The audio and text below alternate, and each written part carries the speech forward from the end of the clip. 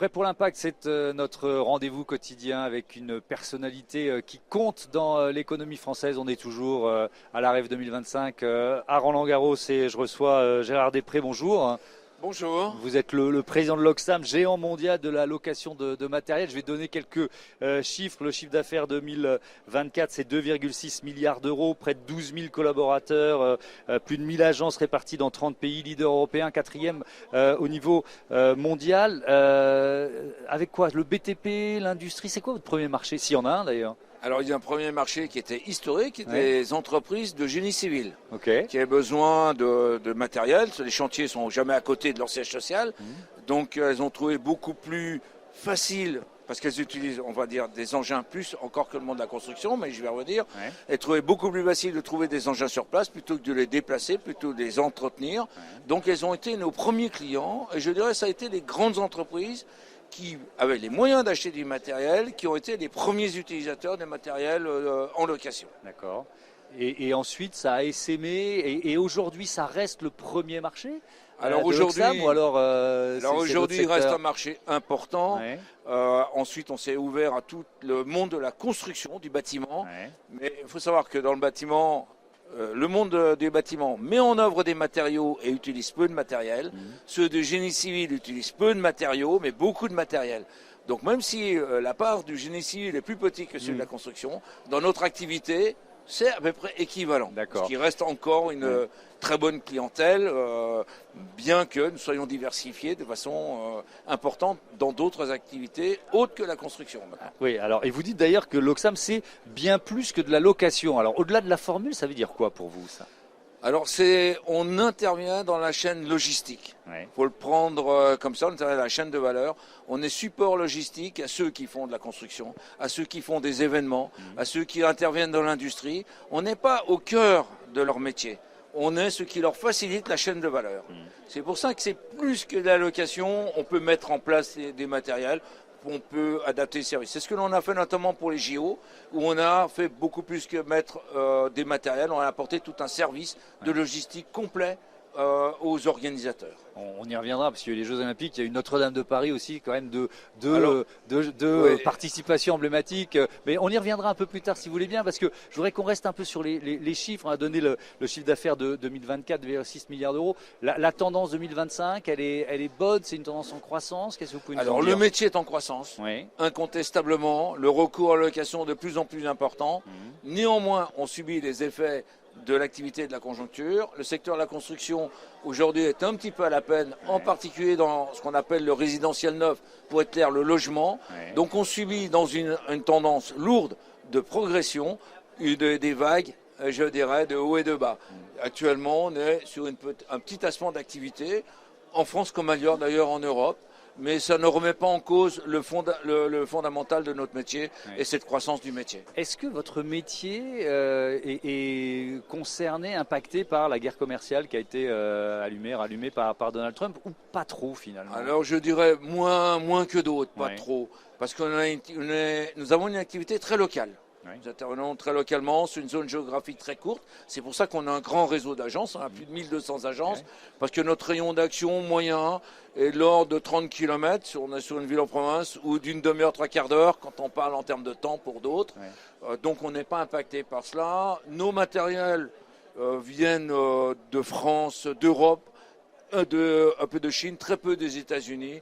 Donc on n'a pas d'impact dans notre métier. Pas d'impact direct. Alors, on va évidemment passer beaucoup de temps dans cette interview à parler de bilan carbone, de verdissement de votre activité. Déjà, puisque vous dites bien plus pour la location, je me suis dit, il y a par exemple dans les services que vous proposez à vos clients, un suivi de la consommation énergétique des machines louées. Alors, pourquoi vous l'avez mis en place? Est-ce que déjà c'était une demande de vos clients qui eux-mêmes veulent pouvoir afficher un bilan carbone en amélioration? Alors déjà, nous, dans notre scope, le scope que nous avons sur nos propres activités, scope 1, scope 2, scope 1 et 2 sur lequel on travaille beaucoup, représente peu par rapport au bilan carbone complet, qui est le scope 3, qui est celui qui s'adresse à nos clients. C'est logique quand on est loueur de matériel. Voilà. Donc on s'occupe d'abord de cette zone qui est la plus importante, sur laquelle on a pris des engagements de réduction de bilan carbone. Cette réduction sur laquelle on travaille bénéficie à nos clients.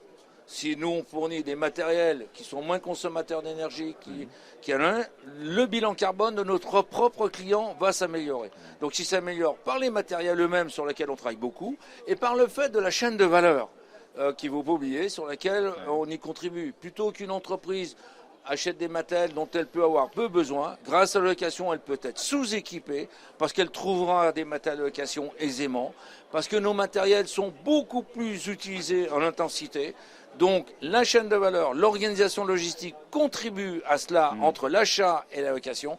Et à l'intérieur de la location, on travaille beaucoup à la diminution de l'empreinte carbone avec nos fournisseurs, dans les consommations. Et donc c'est un double effet. D'une part, la location vous permet d'économiser de 30 à 50% de gains carbone. Et le fait des matériels que l'on met en place, parce qu'on a une gamme qui va être plus verte, contribue encore à descendre sur cette chaîne-là. Vous faites de l'économie circulaire avant qu'on ait parlé d'économie circulaire. En fait, par principe, la location, c'est de l'économie circulaire. Exactement, exactement. Comme je dirais, on en faisait sans le savoir. Oui. Alors, on va pas reprendre l'expression que tout le monde connaît. Oui, c'est bien ce qui rend cette chaîne virtueuse d'une part, parce que ça coûte bien moins cher économiquement. Bien sûr. Et deuxièmement, écologiquement, c'est bien moins cher. Donc effectivement, maintenant, alors que c'est bien passé à la mode, les gens comprennent beaucoup mieux les enjeux de la location et rentrent dedans et nous prennent véritablement comme une alternative sérieuse à ces projets-là. C'est-à-dire qu'il n'y a plus besoin de convaincre d'une certaine façon, ou c'est plus facile de convaincre aujourd'hui que ça ne l'était il y a quelques années? C'est plus facile de convaincre parce qu'il y a tout un environnement écologique qui est pris en compte, donc c'est plus facile, mais c'est un travail qui n'est pas fini, il reste encore des réticences, il y a des habitudes professionnelles. Des réflexes d'achat, quoi. Il y a des réflexes, on va dire déjà culturels. Les gens préfèrent être propriétaires que louer, ils ont l'impression qu'ils vont enrichir quelqu'un d'autre, alors que c'est totalement l'inverse. Ils ne se rendent pas compte que ça leur coûte bien moins cher que d'acheter, entretenir les matériels. Mais qu'est-ce que vous voulez, c'est comme ça, on garde un peu des habitudes. Ensuite, il y a des habitudes, on va dire, législatives aussi, qui sont des habitudes. On a l'impression que quand on fait un investissement CAPEX, c'est beaucoup mieux que si on fait un investissement en charge. Donc si on prend le bilan, non, il vaut mieux avoir une charge qu'un CAPEX. Mais il y a tellement d'habitudes, dans le public d'une part, mais dans le privé aussi, parce qu'on parle d'EBITDA dans le privé, on veut avoir le plus gros EBITDA, le plus gros EBITDA vaut mieux acheter, alors que ce qui compte, c'est la performance écologique ou la performance de l'entreprise aussi dans son unique, parce que vous avez affaire à des professionnels, vous êtes beaucoup plus efficace. Mais qu'est-ce que vous voulez, c'est long.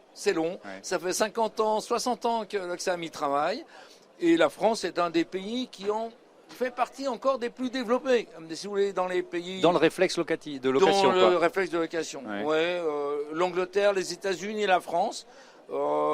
Et les pays scandinaves sont en avance, si je prends par rapport au reste du monde. Donc vous imaginez encore tout le territoire qui reste encore à convaincre. Et alors, professionnellement. Oui, bien sûr. Quels sont les pays justement où il y a le plus de marge de progression, où il faut vraiment casser une forme d'habitude culturelle de l'achat? Alors il reste encore les pays d'Europe du Sud. D'accord. Les entreprises, le comportement reste encore à l'achat, beaucoup plus que d'autres.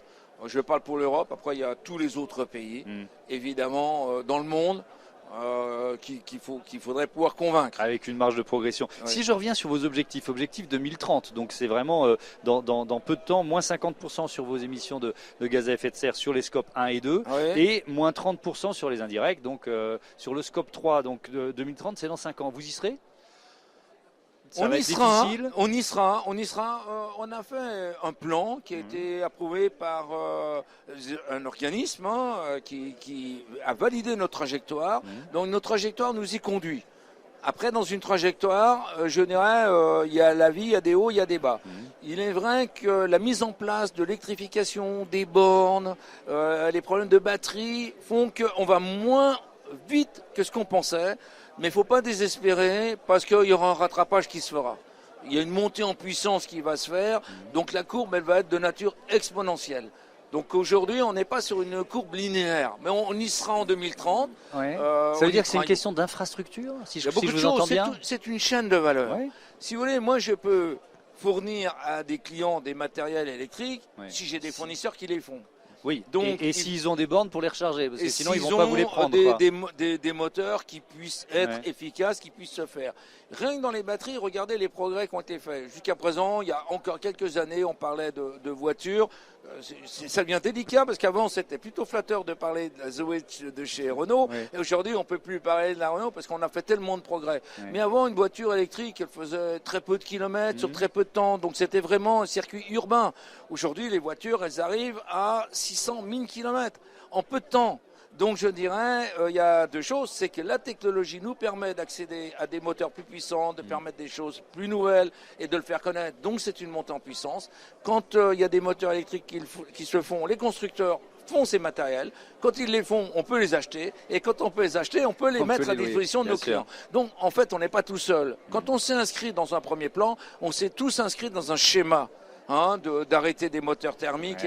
Puis ensuite, on est tombé sur un principe de réalité, des choses qui vont moins vite. Des entreprises comme Northvolt qui ont déposé le bilan. Tout ça a pu freiner, il faut se ressaisir. Mais le trend, il est là. Le trend, il est là, c'est inscrit 2030. Et on sera dans notre ligne 2030, je dirais juste à temps, ce que je pense un peu aujourd'hui.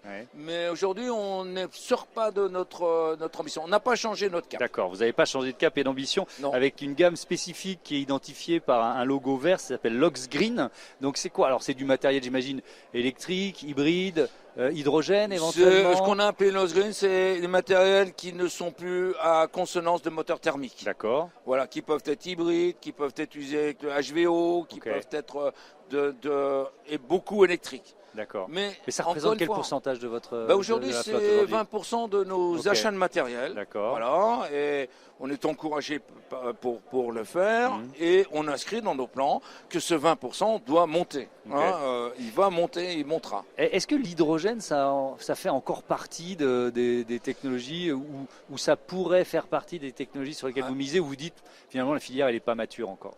Alors l'hydrogène, on a eu beaucoup d'idées qui ont été émises au tout début, on va dire il y a 4-5 ans. Maintenant, c'est beaucoup mieux ce qu'on va pouvoir faire avec chacune des énergies. Il restera de l'énergie diesel parce qu'il restera encore probablement la meilleure combinaison. L'hydrogène, on s'aperçoit que c'est pas tellement adapté pour des petits moteurs. Ça sera beaucoup mieux pour des cargos, pour des gros camions. Donc ils vont descendre en puissance, ça sera adapté à certains de nos gros engins, mais on ne les trouvera pas sur des petits engins. C'est difficile à transporter, c'est difficile à faire vivre. Donc l'hydrogène existera, mais on sait mieux maintenant les besoins futurs où l'hydrogène sera bien, où le bi-énergie sera bien. On a une meilleure clarté des choses. En fait, ça complique votre stratégie. C'est-à-dire qu'il faut aussi se dire quelle technologie est mature avant de se lancer. C'est quand même. Parce que quand vous lancez un investissement sur du matériel, c'est pour X années, quoi. Je ne sais pas vous dire, mais c'est un gros problème que l'on a. Comment allons-nous revendre des matériels avec des batteries qui ne se font plus, qui ont une durée de vie courte, et comment une partie de nos matériels sont quand même recyclés aussi hors Europe? Est-ce qu'ils ont des bornes eux aussi pour électrique? Donc on n'est pas certain que nos matériels, si ce n'est de rentrer la durabilité des matériels, c'est-à-dire qu'il faudra qu'on les rétrofite avec des nouvelles batteries, mais on n'est pas tout à fait certain de notre équation économique. C'est la vie, c'est l'innovation, et comme on est poussé quand même à faire attention aux besoins économiques, on y travaille. Voilà, je vous dis, est-ce qu'on va les rétrofiter? Est-ce qu'on va changer de batterie? Est-ce qu'on va équiper peut-être certaines de nos agences ailleurs? Mais c'est une préoccupation, mais c'est ce qui crée le dynamisme, d'une part dans la transition écologique, et surtout pour arriver à trouver un bilan économique positif. Bien sûr. On n'y arrive pas toujours, mais on pourrait être aussi aidé à le faire sans que ça coûte. On fait peut-être pas encore assez d'essais. On devrait imposer toujours peut-être un minimum d'utilisation de matériel avec des carburants HVO, ce qui obligerait à en avoir, ce qui nous permettrait de faire une fourniture. Donc vous attendez une réglementation un peu plus précise? Alors moi j'attends pas de réglementation. Ça m'étonnait que vous disiez ça. Non, j'attends pas de réglementation. Il y a du bon sens qui se fait. Il y a beaucoup de gens qui travaillent. Pas besoin de réglementation pour avancer sur l'écologie. Tous les chefs d'entreprise comprennent les enjeux de l'environnement et autres. Mais on est tenu à des préoccupations économiques. Mais si on met une dose d'essai systématiquement, puis qu'on s'oblige à une dose d'essai, qu'on s'oblige, j'ai pas dit qu'on m'oblige, on le fait. Moi, je suis pas obligé de rien. J'ai mis la trajectoire que j'ai voulu, j'ai mis la ligne que j'ai voulu, j'ai mis le bilan que j'ai voulu. Je me suis auto-contraint. Ça suffit pour avancer.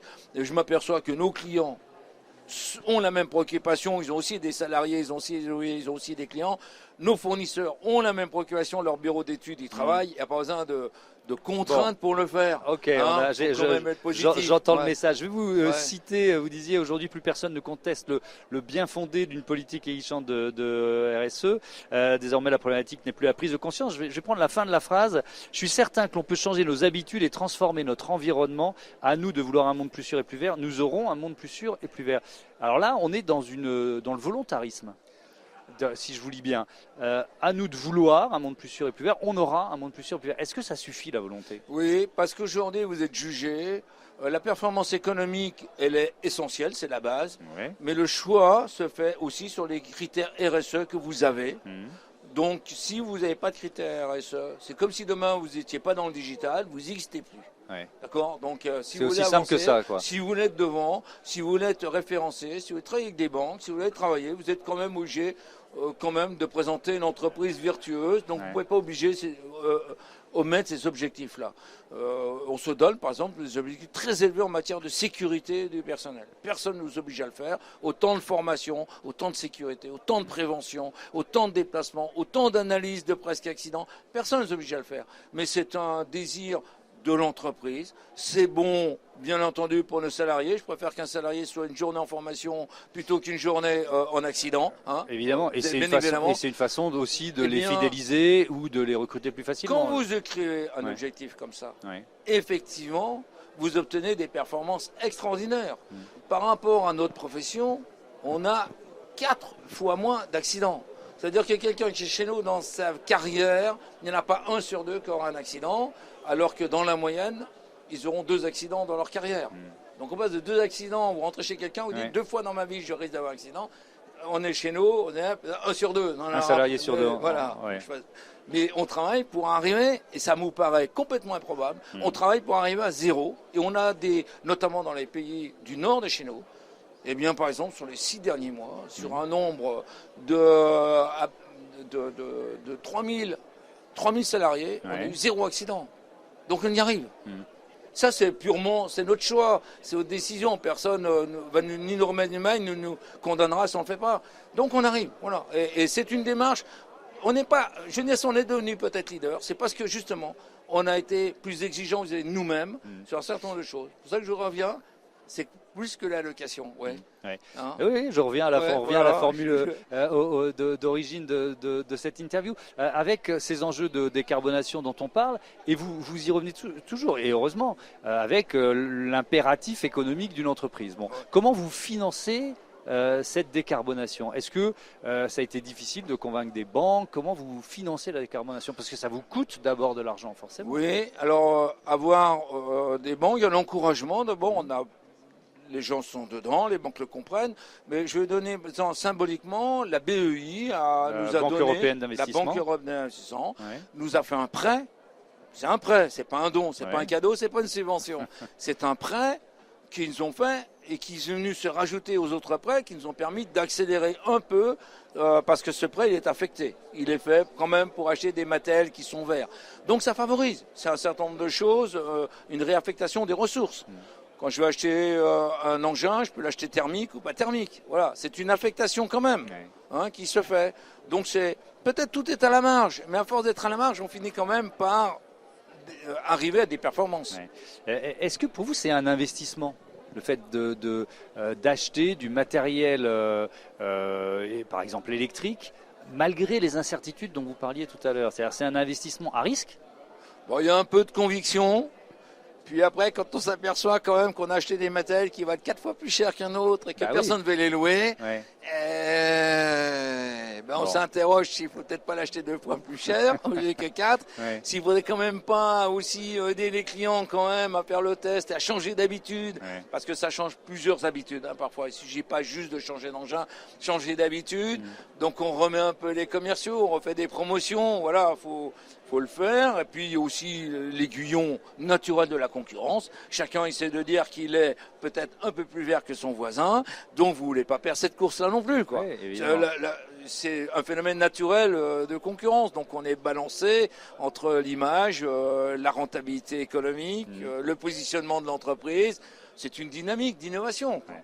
Il nous reste un peu plus de 5 minutes dans cet entretien et je voudrais qu'on revienne quand même surtout sur les Jeux Olympiques. Qu'est-ce que ça a représenté pour l'Oxam comme défi à relever et quel a été votre rôle dans le cadre des Jeux Olympiques et Paralympiques de Paris 2024? Ouais. Les Jeux Olympiques, c'était un défi d'abord entrepreneurial. Ouais. On va commencer comme ça. Il n'y a pas eu de Jeux Olympiques en France pendant un siècle.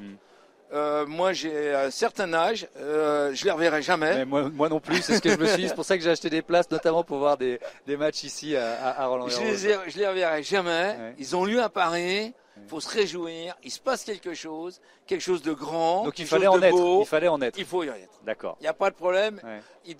On doit s'y inscrire. Notre entreprise doit s'y inscrire. On doit l'être.